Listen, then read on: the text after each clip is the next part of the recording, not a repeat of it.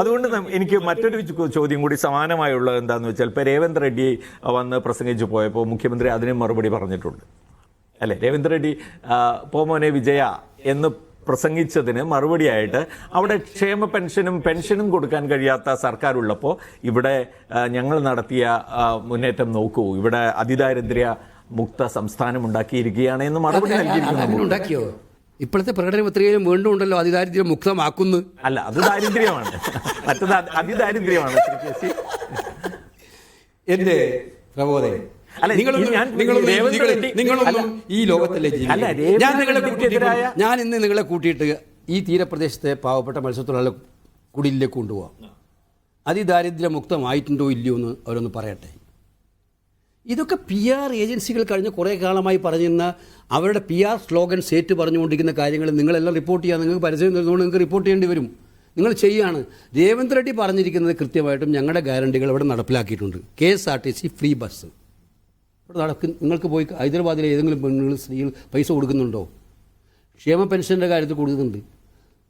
അവിടുത്തെ ഒരു കാര്യവും മുഖ്യമന്ത്രി പറഞ്ഞത് പൂർണ്ണമായിട്ടും കള്ളമാണ്. അദ്ദേഹത്തിന് ഏടുന്ന ഡാറ്റ കിട്ടാൻ അറിയില്ല. ഞാൻ രേവന്ത് റെഡ്ഡിയോട് തന്നെ മറുപടി പറയാം. അത് ഞാനല്ലോ മറുപടി പറയേണ്ടത്. രേവന്ത് റെഡ്ഡി പറഞ്ഞ കാര്യങ്ങൾ മുഖ്യമന്ത്രി ചോദിച്ച ചോദ്യങ്ങൾക്ക് രേവന്ത് റെഡ്ഡി തന്നെ മറുപടി പറയും. അദ്ദേഹം വീണ്ടും വരുന്നുണ്ട് കേരളത്തിൽ. അദ്ദേഹം മറുപടി പറയും. പെൻഷൻ കൊടുക്കുന്നില്ല, അതാ പറഞ്ഞത്. അദ്ദേഹത്തിന് കിട്ടിയ ഡാറ്റക്ക് മറുപടി കൃത്യമായിട്ട് പറയും. തീർച്ചയായിട്ടും. ഇപ്പോൾ മറ്റൊരു കാര്യം ഈ തെരഞ്ഞെടുപ്പിൽ പ്രധാനമായിട്ടും നടന്നത് അറിയാം. ഇപ്പോൾ ധാരാളം പേർ CPM-ന് അകത്ത് തന്നെ രൂപപ്പെട്ട പലതരത്തിലുള്ള റിവോൾട്ടിൻ്റെ ഭാഗമായി പുറത്തു വരികയും അവരെയൊക്കെ സ്ഥാനാർത്ഥികളാക്കി നിർത്തുന്ന ഒരു സാഹചര്യം ഉണ്ടായി.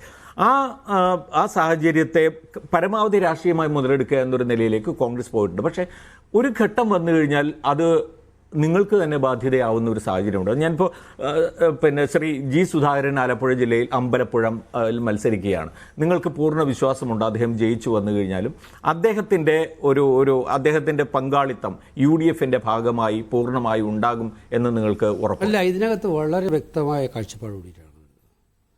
സമീപകാലത്തൊന്നും ഉണ്ടാകാത്ത വണ്ണമുള്ള ആഭ്യന്തര പ്രശ്നങ്ങളുടെ നടുവിലാണ് CPM. നിങ്ങളീ കാണുന്ന പുറത്തു വന്ന ആളുകൾ വളരെ കുറച്ച് ആളുകൾ മാത്രമേ ഉള്ളൂ. ഇതല്ല യഥാർത്ഥ ചിത്രം. CPM-ൽ അന്ധമായി വിശ്വസിച്ച് അവരുടെ ആശയങ്ങളും ആദർശങ്ങളും വിശ്വസിച്ച ആയിരക്കണക്കിന് കമ്മ്യൂണിസ്റ്റുകാരൻ ഉള്ളിൻ്റെ ഉള്ളിൽ ഈ സെൻറ്റിമെൻറ്റ്സും ഫീലിങ്സും വെച്ച് നടക്കുന്നവരാണെന്നാണ് നമുക്ക് മനസ്സിലായത്. കഴിഞ്ഞ ലോക്സഭാ ഇലക്ഷൻ്റെ വോട്ടിംഗ് പാറ്റേൺ നിങ്ങൾക്ക് മനസ്സിലായിട്ടോ എന്ന് എനിക്കറിയില്ല. ഈ ആലപ്പുഴ ജില്ലയിലടക്കം ഞങ്ങളോട് ഈ വിചാരണയൊക്കെ നടത്തുന്നവർ അവരുടെ കാലിൻ്റെ അടിയിലെ മണ്ണ് എത്ര ഒലിച്ചു പോയിട്ടുണ്ട് കഴിഞ്ഞ ലോക്സഭാ തെരഞ്ഞെടുപ്പിൽ. ശക്തി കേന്ദ്രങ്ങളിൽ പോലും 3-ാം സ്ഥാനത്ത് അവർ പോയില്ലേ? പത്തിയൂർ പഞ്ചായത്ത് അടക്കമുള്ള പ്രദേശങ്ങളിൽ. അപ്പോൾ എന്തുകൊണ്ടാണ് ഈ കമ്മ്യൂണിസ്റ്റ് പാർട്ടിയിൽ നിന്നും അങ്ങനെ കൂറുമാറി വോട്ട് ചെയ്യുക അല്ലെങ്കിൽ ചേരിമാറി വോട്ട് ചെയ്യുക എന്ന് പറയുന്നത് പാർട്ടിയുടെ തീരുമാനത്തിനായി വോട്ട് ചെയ്യാൻ സംഭവ്യമാവുന്ന കാര്യമായിരുന്നു മുമ്പ്?